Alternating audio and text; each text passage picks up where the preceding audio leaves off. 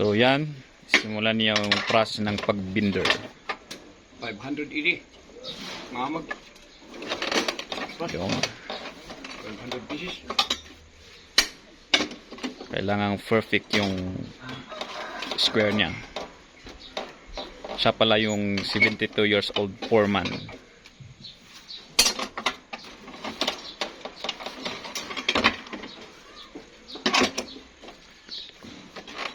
Kailangan din bilbil. Kailangan din bawal.